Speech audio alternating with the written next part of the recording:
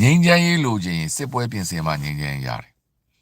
မြန်မာနောက် channel မှာကြိုဆိုပါရစေမြန်မာပြည်မှာနေ့စဉ်ဖြစ်ပွားနေတဲ့သတင်းရင်းမြစ်တွေကိုသိသိသိထိုက်တဲ့ပြည်သူများအတွက်တင်ဆက်ပေးသွားမှာဖြစ်တဲ့အတွက်ကျွန်တော်ရဲ့ channel ကို subscribe လုပ်ထားပေးဖို့တောင်းဆိုပါရစေ လက်နဲ့မဲ့နဲ့ကို့မှာဘာအင်အားမရှိပဲငြိမ်းချမ်းရေးလုပ်လို့မရဘူးလက်နဲ့ရှိတယ်လို့ကိုဖိနေမှာကျွန်တော်တို့မှာစစ်ပွဲကိုပြင်ဆင်နိုင်တဲ့အင်အားရှိရင်ညှိနှိုင်းပြီးတော့စစ်ပွဲတွေရက်လို့ရတယ်ရန်သူကသူရှုံးနိုင်တဲ့အချိန်ကြာမှသူကငြိမ်းချမ်းရေးစကားပြောတာအဲကြောင့်ဆီယနာရှင်ရဲ့အနှစ်90ကာလပတ်လုံးကျွန်တော်တို့ဘက်ကအဲ့ဒါတွေမပြနိုင်ဘူးတိုင်းသားလက်နက်ကင်တွေကလည်းမပြမပေးနိုင်တဲ့အခါမှာငြိမ်းချမ်းရေးဘရောမှမရဘူးဒါပေမဲ့ဆီယနာရှင်ကတစ်ဖွဲ့ချင်းကိုတော့ငြိမ်းချမ်းရေးလုပ်ပေးလိုက်တယ်ဒါကြောင့် BGF တွေပေါ်လာတာအဲ့တော့ UK နိုင်ငံရဲ့ Lieutenant Commander Royal Navy ရဲ့အငိမ့်စား Lester May ပြောရတာ If you want peace prepare for war မင်းငြိမ်းချမ်းလို့ရင်စစ်ပွဲပြင်ဆင်တဲ့ဘာလို့ပူတင်ကသူ့သားတဲ့ထင်ကိုသူ့ကိုဖျဲတော့မှာပူတင်ကအမေရိကန်ကိုမဖျဲရဲဘူးဘာလို့အမေရိကန်စစ်ပွဲပြင်ဆင်ထားတာ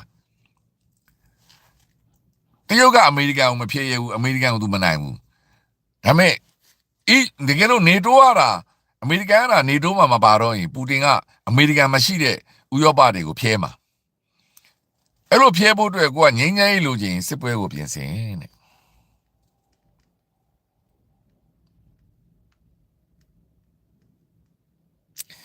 ပူတင်ကတော့နေတိုးရဲ့အားနည်းချက်တွေနဲ့ဥရောပရဲ့အားနည်းချက်တွေကိုသိသွားပြီတဲ့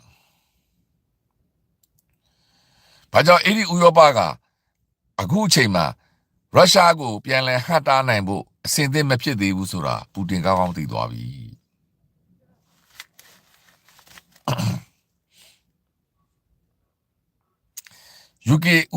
UK နိုင်ငံနေနဲ့ standard အနေနဲ့ပေါ့နော်စံပြအနေနဲ့သင်္ဘောတွေလိန်ပြန်တွေရေပြင်တပ်ဖွဲ့တွေအားလုံးဒီနေ့ရှိဖို့ပြင်ဆင်ရမယ်တဲ့အဲ့တော့စစ်သားအသစ်တွေစုဆောင်းဖို့လိုအပ်နေပြီအထူးသဖြင့်ဘာစင်ဒီစမှုတန်းဟောင်းတွေပြန်ခေါ်ဖို့လည်းအချိန်ကြာပြီတဲ့ပြီးတော့ smart use of cyber and development drone is priority အဲ့တော့ cyber နဲ့ drone နည်းပညာတိုးတက်မှုကိုသေးသေးချာချာအသုံးပြုနိုင်မှုဟာဒီနေ့ကအရေးကြီးလိုအပ်နေတာအဲ့တော့အဲ့ဒီ new equipment တွေပေါ့အဲ့ဒီလက်နက်စမ်းတွေအားလုံးပေါ်မှာ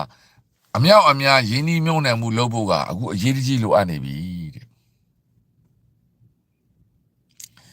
အဲ့တော့ကာကွယ်ရေးဝန်ကြီးဌာနအနေနဲ့ပို့ပြီးတော့အလုပ်ဖြစ်မဲ့ပုံစံငွေကြေးရရောစစ်စီ operation လက်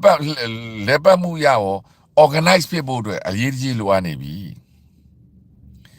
ဒါမဲ့ကာကွယ်ရေးဆိုတာအရန်စီကြီးတယ်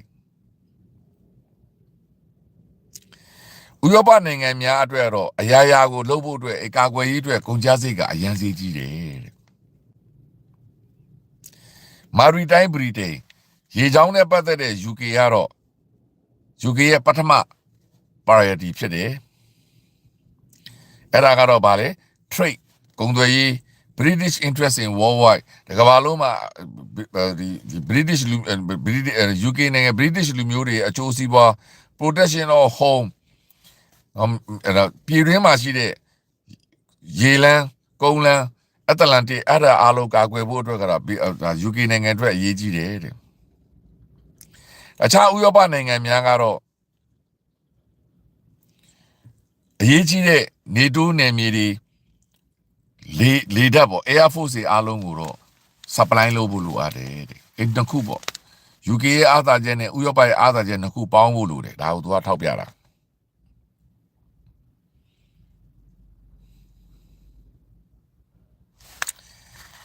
နောက်တစ်ယောက်ရေးတာလေးကိုကျွန်တော်ကထပ်ပြီးဖတ်ပြခြင်းပါတယ်ဒါကပြည်သူသဘောထားပေါ့နော်အဲ့ဒီလူနာမည်က Clark Cross သူနာမည် Clark Cross သူကဘယ်ရလဲဆို Linlit ကိုအဲ့ဒီမျိုးပါပေါ့နော် The world is now and is most dangerous ကမ္ဘာကြီးဟာယနေ့အ အရန်အန်ဒီရများတယ်တဲ့ Russia-Ukraine war started with the full-scale invasion of Ukraine in February 2022ခုနှစ် February 24ရက်နေ့မှာ Russia ကနေ Ukraine ကိုအပြည့်အဝကျူးကျော်မှုပြင်ဆင်လုပ်လိုက်တယ်တဲ့ Show no sign of anytime soon အခုလက္ခဏာများအရာလေမကြခင်မှာပြီးဆုံးမယ်ဆိုတဲ့အရေးအယောင်တွေမတွေ့ရသေးဘူးတဲ့ဒါဦးကျွန်တော်ပြောတာနော်ဒါပြည်သူအော်တာနော်လူတယောက်ရဲ့သဘောထားနော် China has ramping up its threat to Taiwan တရုတ်နိုင်ငံကတော့ထိုင်ဝမ်နိုင်ငံကိုချိန်ချောက်မှုတွေပိုများလာတယ် Russia and China have held joint military maneuver on land at sea Russia နဲ့တရုတ်တို့ကမြေပြင်နဲ့ပင်လယ်ပေါ်မှာပူးတွဲစစ်ရေးလေ့ကျင့်မှုတွေလုပ်နေကြတယ် The Office of Budget Responsibility have said that cost of achieving UK net zero by 2050 will be pound 830 billion.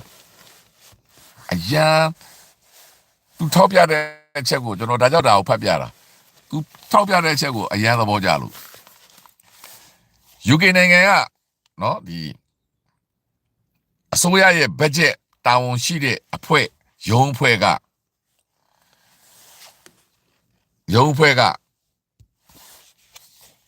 ခံမှန်းထားတာက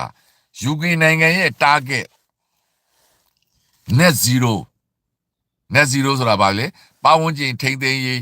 net zero လုံးဝကဘာကြီးလေထုညဉ့်ညမ်းမှု net zero ရဖို့အတွက်2050အခုက2020နောက်25နှစ်အဲ့ဒီစီမံချက်25နှစ်အတွက်ကုန်ကျစရိတ်ကိုခံမှန်းထားတာက$1 trillion ဘီလီယံနဲ့ဆိုရင်803 billion pound ဒေါ်လာနဲ့ဆိုရင်$1 trillion US ဒေါ်လာသန်း1000လို့တယ်ဘီလီယံ1000လို့တယ်$1 trillionခံမှန်းထားတယ် UK ကသူတို့ပြောနေတဲ့ကဘာကြီးငိမ့်ချမ်းရေးနော်ပတ်ဝန်းကျင်ထိန်းသိမ်းရေးအပူချိန်တွေလျှော့ရေးညဉ့်ညမ်းတဲ့လေထုတွေကနေတန့်ရှင်းတဲ့လေတွေရရေးအဲ့ဒီ green peace ပေါ့အဲ့ဒီအတွက် net zero နော် carbon net zero ပေါ့နော် carbon အစိတ်ဓာတ်ငွေထုတ်လုပ်မှု0ရဖို့အတွက် UK နိုင်ငံမှာပြုပြင်ပြောင်းလဲမှုတွေဥမာ heat pump တွေလုပ်တာတို့ဘာတို့ပေါ့ဗျာ UK နိုင်ငံမှာပြောင်းလဲနေတာလျှက်စစ်ကားတွေပြောင်းလဲနေတာဒါမျိုးတွေပေါ့အဲ့ဒီအတွက်ကုန်ကျစရိတ်တွေ UK နိုင်ငံ budget ရုံးကနေခံမှန်းထားတာက2050မှာရမယ်နောက်25နှစ်စီကုန်ကျစရိတ်ဒီ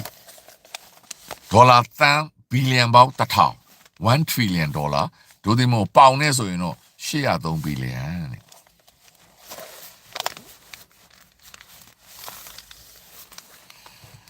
ပြောပြီးပါပြီတပ်ပေါင်းစုတွေစောစောက Meanwhile တစ်ချိန်တည်းမှာပဲ UK နိုင်ငံရဲ့နိုင်ငံရေးပါတီတွေအားလုံးပြောပြီးနော်တေချာကြည့်နော်ကျွန်တော်ပြောနေတဲ့သုံးသက်ချက်ကိုထောက်ခံတဲ့ဒီလူရဲ့ပြောဆိုချက် UK နိုင်ငံရဲ့နိုင်ငံရေးပါတီများအားလုံးကတဲ့ UK ရဲ့စစ်တပ်ကိုအော်စရာကောင်းလောစစ်သား348,230ဖြစ်ရှော့ချလိုက်တယ်ကျွန်တော်ထောက်ပြနေရနော်ရုရှားတို့တရုတ်တို့ကစစ်သားတွေနဲ့တန်းနဲ့ချီပြီးတော့စစ်တပ်အင်အားတိစောက်နေတဲ့အချိန်မှာ UK တို့ဥရောပနိုင်ငံတွေက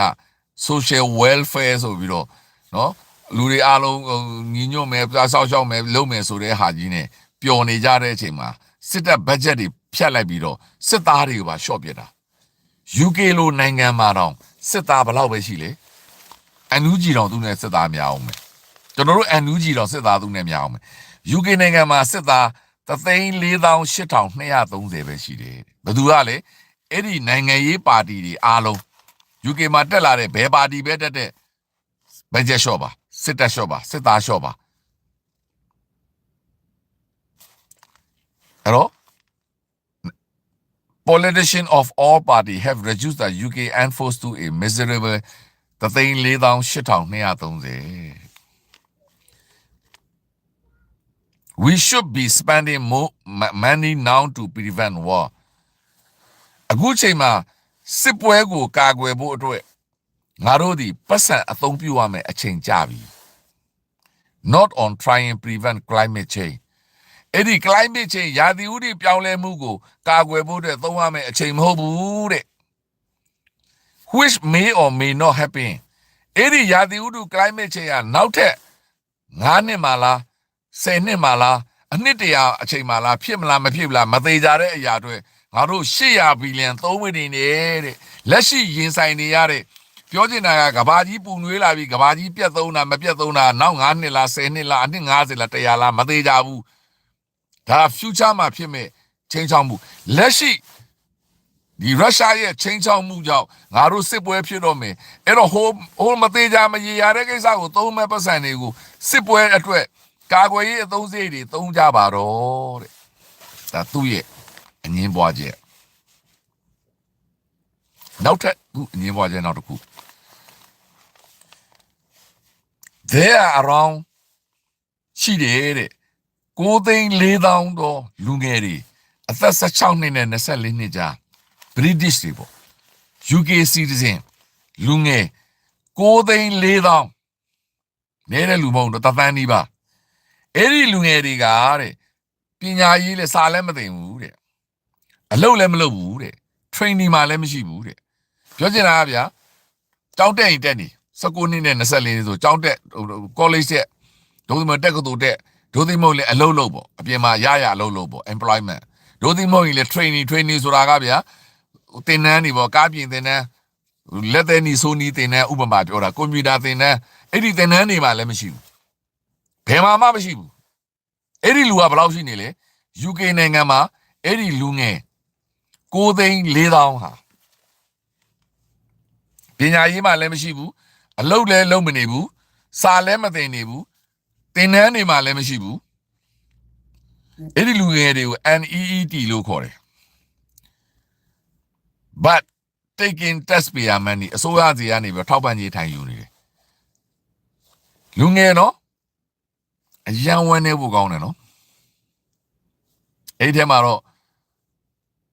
ဘယ်ချိုးစားဘယ်လောက်ပါလဲတော့မသိဘူးအစိုးရသူကပါဒါ data ချက်လက်နဲ့ပြောတာလေသူကအစိုးရထောက်ပံ့နေရတာကိုပြည်သူတွေရဲ့အခွန်ပတ်စံနဲ့ယူနေကြတဲ့အဲ့ဒီလူငယ်9,400,000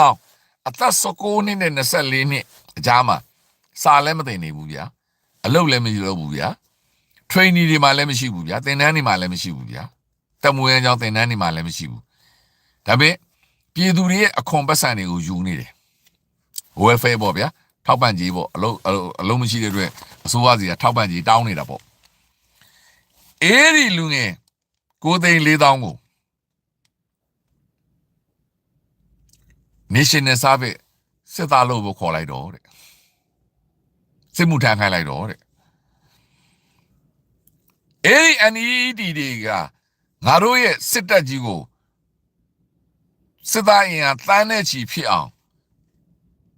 တိဆောက်နိုင်ပြီးတော့အဲ့ဒီလူငယ်9,400,000ကိုစစ်သားစုဆောင်းလိုက်ပြီးတော့ပူတင်ကိုငါတို့ပြန်ပြီးတော့ချင်းချောင်းနိုင်တဲ့အဆင့်ဖြစ်အောင်လုပ်တော့တဲ့အဲ့ဒါကသူ့ရဲ့သဘောထားကိုရေးထားတာသူ့နာမည်က Glad Cross Linlit Go ကနေပြီးတော့ရေးထားတာပါဒါလေးကိုဘူးဒရာအနေနဲ့တင်ပြပေးခြင်းနဲ့ပြောချင်တာကကဘာကြီးဘာဖြစ်နေလဲဆိုတာကိုသတင်းတွေပြောတဲ့အပြင်ဒီနိုင်ငံမှာရှိတဲ့ပြည်သူတွေရဲ့ပြည်သူအော်ဒန်မက်ထရိုသတင်းစာစောင်းပါးမှာရေးထားတာကိုလည်းတင်ပြပေးလဲရတယ်ဒါမှကျွန်တော်တို့ကဘက်ပေါင်းစုံကတွေ့ရမှာအဲ့တော့တယောက်ရဲ့စကားလုံးကတော့ကျွန်တော်အရန်ကြိုက်တယ် if you want peace prepare for war ငြိမ်းချမ်းရေးလိုချင်ရင်စစ်ပွဲကိုပြင်ဆင်ဒါပေမဲ့လက်ရှိအနေထားကပူတင်ရဲ့ချိန်ချောက်မှုကိုပူတင်မကြောက်ဘူးဘာကြောင့်လဲနိုင်ငံရေးပါတီတွေတော်တော်များများ UK မှာရှိတဲ့နိုင်ငံရေးပါတီအားလုံး UK စစ်တပ်ကိုသိသိအောင်လုပ်လိုက်ပြီUK နိုင်ငံမှာစစ်သား3,400,000ပဲရှိတယ်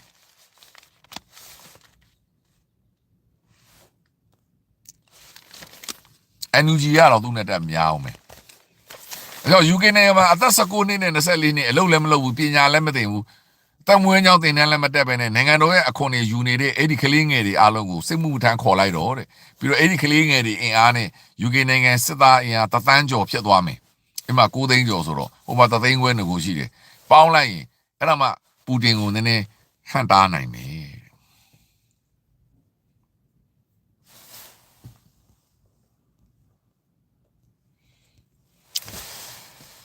အဲ့တော့ကျွန်တော်တို့စောစောစကားကိုပြန်ဆက်ကြရအောင်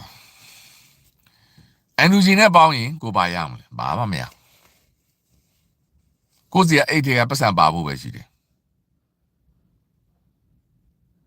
ဟုတ်ပြီနော်ကိုအိတ်တွေပါဖို့ပဲရှိတယ်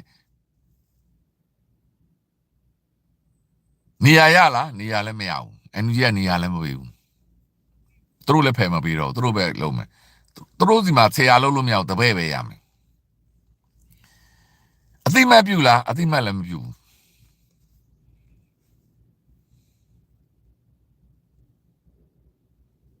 အခွင့်အရေးရလားအခွင့်အရေးလည်းမရဘူး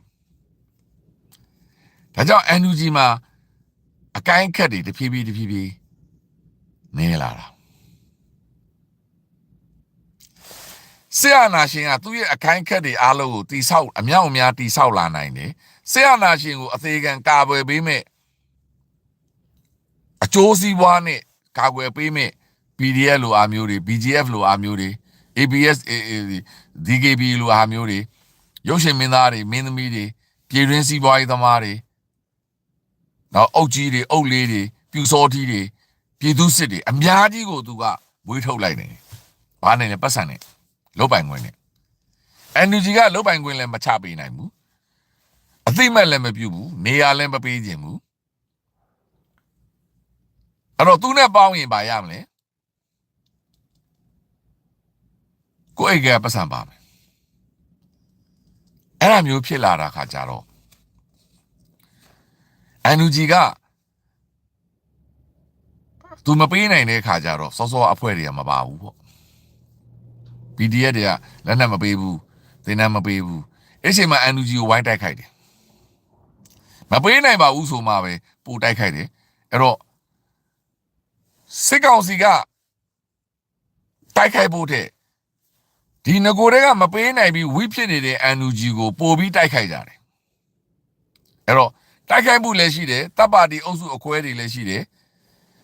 စစ်ကောင်စီဘက်ကရေရွယ်ချက်ရှိတိုက်ခိုက်တာလည်းရှိတယ် NUG မှာ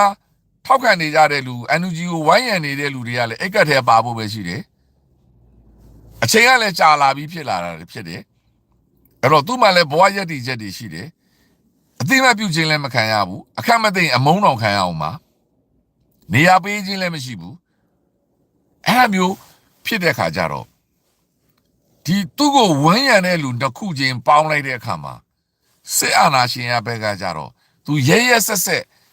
စစ်အာဏာရှင်သူသိတယ်သူဒီအထီးထီးရက်လို့မရဘူးပြောချင်တာကမြန်မာနိုင်ငံမှာစစ်တပ်တစ်ဖွဲ့တည်းနဲ့စစ်အာဏာရှင်စနစ်ကိုဖန်တီးထားတာမဟုတ်ဘူးပူစာပေါင်းစာအဖွဲ့တွေစစ်တပ်နဲ့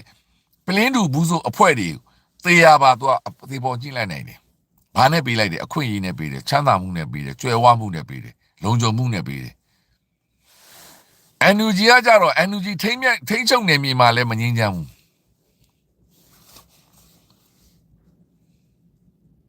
မတည်ငြိမ်ဘူးအဲ့ဒီ NUG ထိမ့်ချုပ်နေမြေမှာ NUG ကိုပံ့ပိုးနေတဲ့လူတွေကိုတော့အကာအကွယ်မပေးနိုင်ဘူးစစ်တပ်နဲ့ဆိုင်အကျိုးစီးပွားမရဘူးဘာဖြစ်လို့နည်းနည်းလေးစားလိုက်တာနဲ့လက်ပေးပါတယ်လက်ယူပါတယ်ဖြစ်တယ်အဲ့တော့ဆရာနာရှင်ဘက်ကလူတွေကလက်ပေးလက်ယူနဲ့ဟိုလူတွေကိုထိုးကျွေးထားတာကိုဘယ်သူမှမဝေဖန်ဘူး NUG ကသူ့လေလူကိုနည်းနည်းလေးပေးစားလိုက်ပြီးတော့လူမွေးဖို့စူးစမ်းတယ်ဆရာနာရှင်မွေးဖို့စူးစမ်းတယ်ဒီဘက်ကဝိုင်းဟောင်မဲ့လူတွေဝိုင်းပြီးထောက်ပြအပြစ်ပြောမဲ့လူတွေအစင်သစ်ပါဇက်ကြီးဖြဲပြီးစောင့်နေကြတယ်ဒီချမ်းမြောင်ကြည့်နော်အဲ့တော့အဲ့လိုပုံစံနဲ့လည်း NUG ကလူမွေးလို့မရဘူးဥပမာဗျာလောက်ကွက်ပေးတာတို့တစ်လောက်ကွက်ပေးတာတို့ဟို NUG ကဒီကြေးရသမားတွေကိုလက်စားခွင့်ပေးတာတို့အဲ့တော့မင်းအောင်လိုင်တို့အုပ်စုကအဲ့လိုပက်ပက်ဆက်ဆက်လုပ်ပြီးလူမွေးနေတဲ့အချိန်မှာအသံမထွက်ဘူး NUG ဘက်ကနည်းနည်းလေးအဲ့လိုလှုပ်လိုက်တာနဲ့ဆန္ဒပြပွဲတွေနဲ့တချို့မီဒီယာတွေကတချို့ တတိပုဂ္ဂလတွေက NUG ကလက်ပိတ်လက်ယူလုပ်နေပါပြီဘာဖြစ်တယ်ညာဖြစ်တယ်အနည်းမျိုးစုံဝေဖန်တိုက်ခိုက်ကြတယ်အဲ့တော့ NUG ကလုတ်ပေးခြင်းလေလုတ်ပေးလို့မရဘူးလူမွေးလို့မရဘူးဖြစ်နေဘာလို့လူဆိုတာအမျိုးမျိုးရှိတယ်တချို့ကတော့စိတ်နေစိတ်ထားစိတ်သက်ကြောင့်တော်လိုင်းကြီးမှာပါတာရှိဆိုတချို့ကအကျိုးမြတ်ရမှာပါမှာဒါပေမဲ့အကျိုးမြတ်ရမှာပါတဲ့လူတွေကပဲကိုယ့်ကိုကာကွယ်ပေးတာ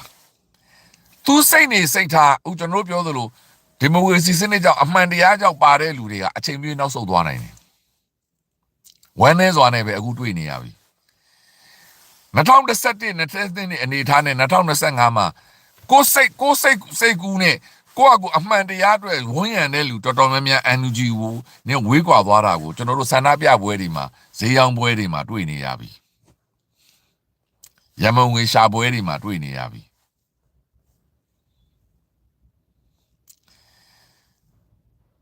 အချိန်တုန်းကလူဦးဒေါ်လာရေးစကားကျွန်တော်တို့ UK နိုင်ငံမှာဂါလာလုပ်ခဲ့တယ်2020နဲ့2023မှာညစာစားပွဲပေါ့ဗျာအမှန်တော့ပတ်စံရှာတာအဲ့တော့အဲ့ဒါကို UK ကဝန်ကြီးအဆင့် level တွေတောင်လက်တက်တယ်လွတ်တော်အမတ်တွေပါဖိတ်ပြီးလာတယ်မြန်မာပြည်နဲ့အဆက်အသွယ်ရှိတဲ့လူတွေ150လက်မှတ်တစ်စောင်အခုကုန်တယ်အခုမလုပ်ရတော့ဘူးအခုမနေ့ကလည်းမလုပ်ဘူးဒီနေ့လုပ်ရင်လည်းဘယ်သူမှလာမှာမဟုတ်ဘူး150ဘယ်သူမှဝယ်မှာမဟုတ်ဘူးဒါကြောက်လေဦးလူတွေကပြောကြတယ်ကျွန်တော်တို့ကိုယ့်ရဲ့ moral လေးရမူဝါဒရအမှန်တရားရမဲ့လူတွေကမှန်တယ်အဲ့လူတွေကအမှန်ကန်ချက်မရှိဘူးအချိန်မျိုးနောက်ဆုတ်သွားနိုင်တယ်သူတို့သဘောလေအကျိုးစီးပွားပေးထားတဲ့လူကကြတော့နောက်မဆုတ်ဘူးအဲ့တော့ तू ကသေပေါ်ညှိထားပြီးပြီ NUG ကြရင် तू ပါခံရတော့မှာဟိုဘက်ကလည်းမင်းအောင်လိုင်ကြရင်အဲ့ဒီအုပ်စုခံရတော့မှာဒါကြောင့်မင်းအောင်လိုင်ကသေပေါ်ညှိထားတာ DKBA ကိုမင်းအောင်လိုင်ကဒါကြောင့် BGF ကိုသေပေါ်ညှိထားတာမင်းအောင်လိုင်ကဒါကြောင့်ကိုးကန့်တွေဝါတွေတောင်းပလောင်တွေကိုသေပေါ်ညှိထားတာတချို့ရှမ်းတွေကိုလုတ်ပိုင်ခွင့်နဲ့ညှိထားတာမင်းအောင်လိုင်ကြရင်သူတို့လည်းကြပြီဒါကြောင့်သူတို့ဒီဘတော်မှမင်းအောင်လိုင်အကြမခံဘူးဘတော်မှကျွန်တော်တို့အနိုင်ပေးမှာမဟုတ်ဘူးကျွန်တော်တို့နဲ့ပေါင်းကျင်အောင်ဆောင်မယ်ကျွန်တော်တို့အားပေးအောင်ဆောင်တကယ်တမ်းနင်လားငါလားဖြစ်ရင်ကျွန်တော်တို့ဖြူခွဲမှာပဲဒါကြောင့်ကရင်ပြည်နယ်မှာအချိန်တန်မင်းအောင်လည်းလက်ထက်အကုန်ပြန်ရောက်သွားတာဘလောက်ရက်ဆက်တဲ့လူတွေလဲဆိုရင်အဲ့ဒီနယ်မြေတွေကလွတ်မြောက်နေမြေလို့လည်းပြောတယ်အခုမင်းအောင်လည်းစစ်တပ်ကိုပေးလာပြီးတော့ဘုတ်ခွဲခိုင်းလိုက်တယ်အဲ့တော့ NUG ရဲ့မင်းအောင်လည်းဘက်ကသူတို့လှုပ်ထားတဲ့ဒီအကိုင်းအခက်တွေဟာမင်းအောင်လည်းကိုကာကွယ်ဖို့အတွက်အစင်သေးရှိနေပြီးအသေးလဲကာကွယ်မှာနော် NUG ဘက်မှာကြတော့အဲ့လိုလှုပ်ထားနိုင်တဲ့အင်အားနည်းတယ်ဘယ်နေရာမှာဦးသိတာလဲဆိုဦးတက်ပေါင်းစုဖွဲ့တဲ့နေရာတွေမှာတွေ့ရတယ် local PDF တွေတွေ့ရတယ် MOD မှာတွေ့ရတယ်အဲ့တော့ NUG ကိုဥဆောင်မဲ့လူတွေကမင်းအောင်လိုင်လို့လုတ်ရဲကြိုက်ရဲဖြစ်မဲ့လူတွေလိုတယ်အပြောခံနိုင်ရမှာပေါ့ဒါပေမဲ့လေကြီးရိုးသားသားကြိုးစားခေါင်းဆောင်တွေလောက်နဲ့ NUG ကဒီတော်လန်ရေးကိုဥဆောင်ဖို့မဖြစ်နိုင်ဘူးညင်အောင်ကြည့်ကျွန်တော်ထောက်ပြချင်တာရိုးသားတယ်ဗျာကြိုးစားတယ်ဗျာသစ္စာသမာဓိရှိတယ်ဗျာလူရိုးဗျာလက်မစားဘူးဗျာအဲ့ဒီလက်မစားတဲ့လူကသူများလက်စားဖို့လို့သူအားပေးမှာမဟုတ်ဘူးမင်းအောင်နိုင်လူသူမလုပ်ရဲဘူးအဲ့ဒီအချိန်မှာအခုလို weak ဖြစ်လာတယ်တဖြည်းဖြည်းဒါတော်လိုက်9နှစ်ပဲနောက်9နှစ်ထပ်ကြရင်အဲ့ဒီဝိုင်းရံတဲ့လူကပိုနေသွားတော့မှာဘာလို့အကျိုးစီးပွားမပါဘူး